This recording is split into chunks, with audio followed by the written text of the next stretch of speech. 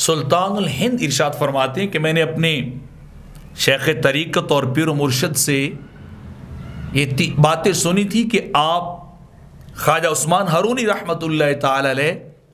آپ ارشاد فرماتے تھے کہ اگر کسی مسلمان کے اندر یہ 3 خصلتیں اور 3 عادات پائی جائیں تو وہ شخص دنیا کا بہترین شخص ہوتا ہے اور اللہ اس شخص کو اپنا دوست رکھتا ہے،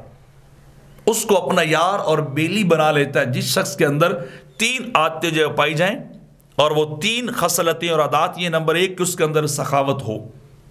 اور خواجہ معین الدین فرماتے ہیں، سلطان الہند فرماتے ہیں کہ سخاوت وہ سمندر کی طرح ہو، اتنی سخاوت ہو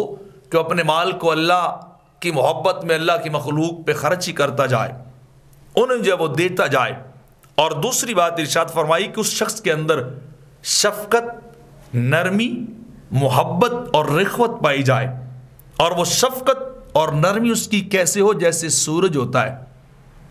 وہ ہر ایک پہ برابر اپنی کرنیں جو ہے وہ ڈال رہا ہوتا ہے، اپنی روشنی دے رہا ہوتا ہے، کوئی جیسا بھی ہو۔ تو شفقت اور نرمی ہر انسان کے لیے، کوئی نیکی کرے اس سے بھی شفقت کے ساتھ انسان پیش آئے، اگر کوئی زیادتی اور ظلم والا معاملہ کرے تو اس کے ساتھ بھی انسان شفقت کے ساتھ جو ہے وہ پیش آنے والا ہو۔ اور تیسری بات کہ وہ تواضع، اپنے آپ کو اس نے جھکایا ہوا ہو، موت قبل ان تموت، مرنے سے پہلے ہی وہ مر گیا ہے، مرن تو پہلا مر گئے باہو تا مطلب نو پایا ہوں، کہ ان کے اندر تواضع اتنی پائی جائے جیسے زمین ہوتی ہے، جیسے اس کے اوپر ہر کچھ کو رونتا ہے لیکن وہ پھر بھی آواز نہیں دیتی، جواب نہیں دیتی، وہ کیا ہے،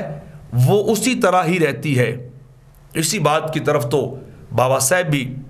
ارشاد فرماتے ہیں کہ خاک نہ نندیے فریدا، خاک جے کو چیندیاں پیرا تھلے تمویاں اوپر ہو، یعنی مٹی کو برا کیا کہنا،